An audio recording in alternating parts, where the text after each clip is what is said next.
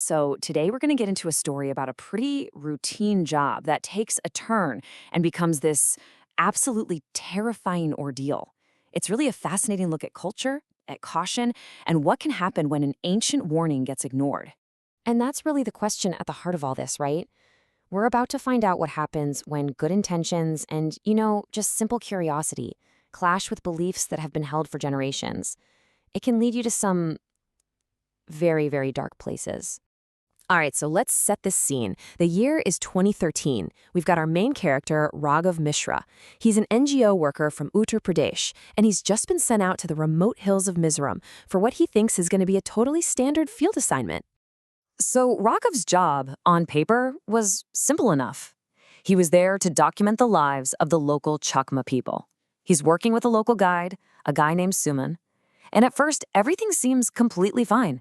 The community is quiet, they're disciplined, they just seem to live this really simple, balanced life. But, pretty quickly, Raghav starts to notice something a little off. The whole village seemed to run on this unspoken, super strict schedule. The second, and I mean the second, the sun started to set, it was like an alarm went off that only they could hear.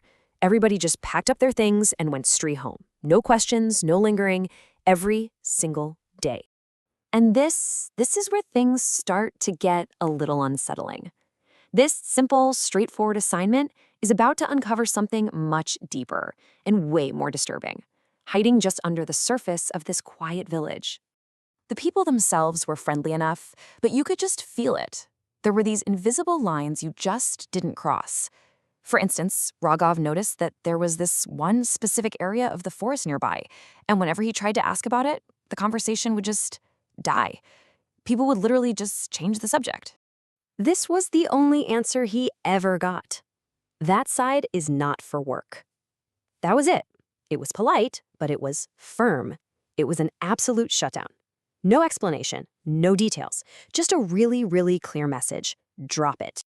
And then came the moment that made it clear something was seriously wrong. He sees a little boy, maybe 5 or 6 years old, just standing inside a hut that Raghav knew for a fact was abandoned. He'd been there a month, and it was always empty. So naturally, he starts to walk over, but his guide, Suman, just grabs him. And the look on his face wasn't just worried, it was pure terror and anger. He physically drags Raghav away, and still, he says nothing. So now this is the question just hanging in the air, right? The village wasn't just avoiding some random spot in the woods, they were terrified of it. But why? Were they protecting something in the forest, or were they protecting themselves from something that lived in there? Okay, so let's jump to the night where everything just completely unraveled.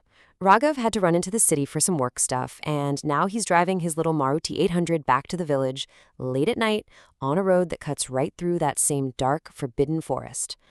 And then boom, it all starts to happen, one thing after another. First, this really eerie owl cry. Then his car engine just cuts out, dead. He's stranded in the pitch black. And that's when he hears it, the unmistakable sound of a child crying, coming from deep in the woods. He gets out to check his car, and he sees these muddy, child-sized handprints on the door. But when he looks again, they're just gone. He's frantically trying to get the car started, and finally, it sputters back to life. He doesn't hesitate. He floors it, desperate to just get away. And as he's speeding down the road, feeling this tiny wave of relief, he just happens to glance up at his rearview mirror. And there he is. It was the same boy. The boy from the abandoned hut. He was sitting right there, in his back seat. He just screams. I mean, who wouldn't? He yanks the wheel, slams on the brakes, and the car screeches to a stop, the sound just echoing through the silent forest. But in that moment of absolute, heart-stopping terror, lights start flickering in the darkness ahead. A crowd of people emerges from the trees. It's Suman, his grandfather, a bunch of the villagers. They'd been waiting for him. They knew what that road held at night. And for the first time in what felt like forever, Raghav felt a tiny bit safe. So they escort him back to the village. The immediate danger seems to be over, but now he was finally going to learn the tragic secret that this community had been guarding so carefully. That night was intense. Nobody slept. They all sat with Raghava in a room lit by just one single lamp. They gave him this threaded charm and told him, hold on to this, and don't let go. And all night long they could all hear it, a child crying outside, footsteps running around and around the house. But the villagers, they didn't even flinch. They just sat there in total silence, ignoring it. The next morning, Suman finally told him the whole story. The boy, he used to be one of them, a child from the village. His mother passed away, but to protect him from the pain, they just told him she was away. So, of course, the little boy went searching for her. He climbed a huge, tall tree to call out for her, and he slipped. He fell. And his spirit, trapped by this desperate need to find his mother, never left. See, a local shaman had explained it to them. The spirit is trapped by an impossible wish to find his mom. But because that can literally never happen, his soul is just stuck there, filled with this powerful negative energy born out of pure sorrow. He simply can't move on. And so, that's where their strategy came from. It was born from tragedy and a whole lot of fear.